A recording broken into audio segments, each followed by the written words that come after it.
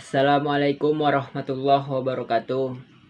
Alhamdulillahirabbil alamin wassalatu wassalamu ala asrofil anbiya'i wal mursalin wa ala alihi wa sahbihi ajmain.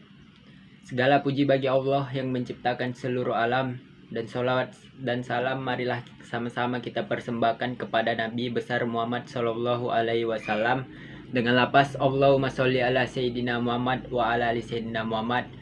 Assalamualaikum ya Rasulullah, Assalamualaikum ya Habibullah.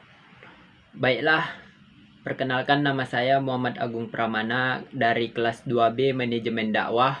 Ingin mempresentasikan materi kami kelompok 11 yang berjudul Hadis Etika dalam Berdakwah.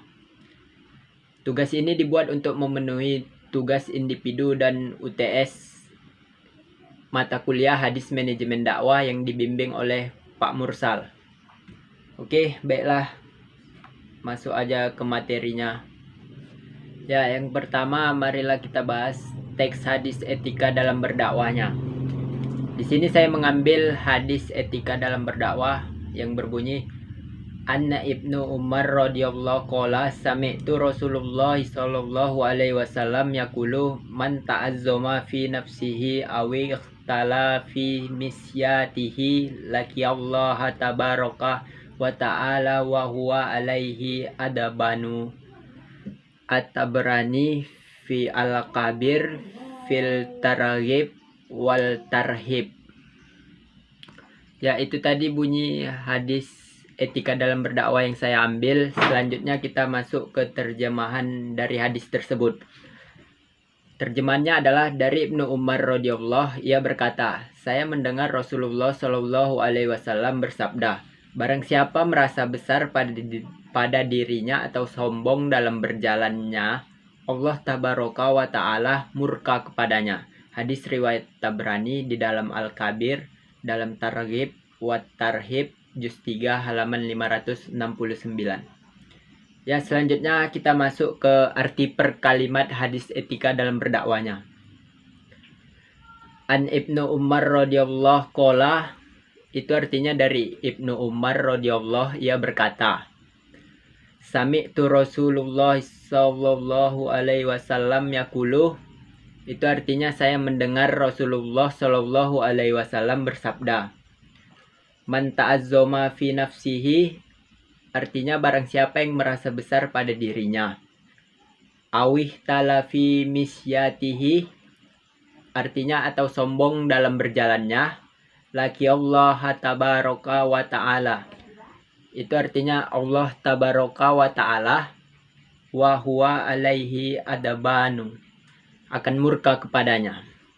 Itu arti per kalimat dari hadis yang saya bacakan di awal tadi. Selanjutnya kita masuk ke bagian-bagian hadis.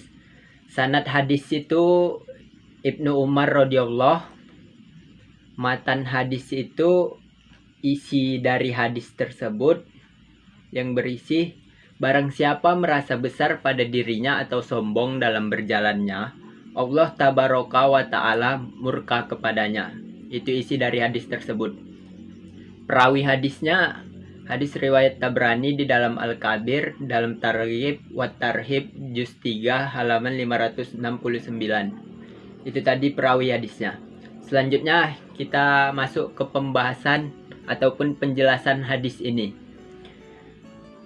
Pertama, hadis tersebut menjelaskan kepada seluruh umat muslim, terutama para pendakwa dan ahli ibadah, agar jangan sekali-kali kita menyombongkan diri dan mengangkat tinggi-tinggi kepala kita, karena kita merasa sudah berada di jalan Allah, sehingga orang lain yang belum di jalan Allah kita anggap remeh. Dan hadis ini juga menekankan bahwa siapa yang merasa besar pada dirinya atau sombong, Allah akan murka kepadanya, karena manusia tidak pernah luput dari dosa.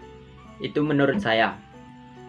Dan sombong adalah perasaan angkuh, congkak atau tinggi hati yang ada dalam hati seseorang dan tercermin dari sikap yang diperlihatkannya. Perasaan sombong didorong karena memperoleh suatu kenikmatan, baik prestasi, jabatan, dan harta, yang merasa bahwa kenikmatan tersebut hanya dimiliki oleh dirinya saja, sehingga merasa hebat dan merasa diri paling tinggi dari orang lain. itu adalah salah satu sikap yang salah. Allah Subhanahu wa Ta'ala sangat tidak menyukai seseorang yang memelihara sifat sombong dalam dirinya, dikarenakan sifat ini adalah sifat tercela.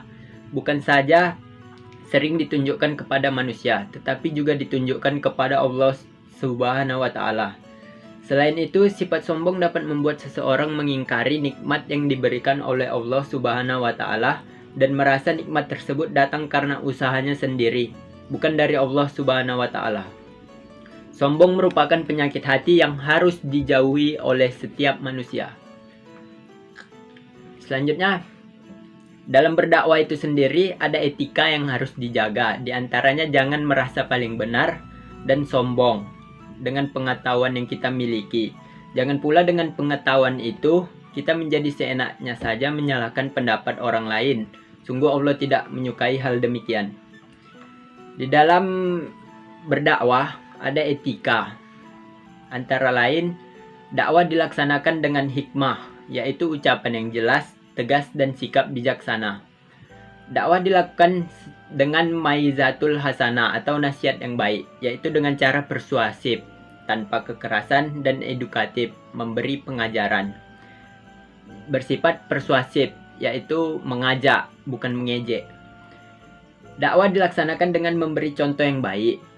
Selanjutnya, dakwah dilakukan dengan mujadalah, yaitu diskusi atau tukar pikiran yang berjalan secara dinamis dan santun serta menghargai pendapat orang lain.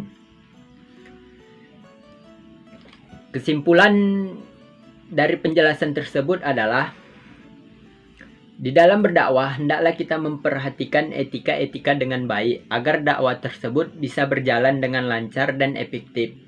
Dengan harapan apa yang disampaikan mudah diterima dan mendapat respon baik pula.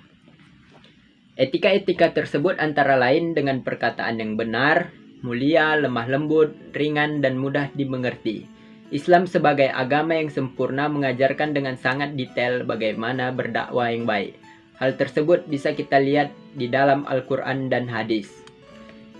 Ya, itulah tadi presentasi materi kelompok 11 dengan judul Hadis Etika dalam Berdakwah dari saya, Muhammad Agung Pramana. Semoga dapat bermanfaat bagi kita semua. Kalau ada kata-kata saya yang salah, saya mohon maaf.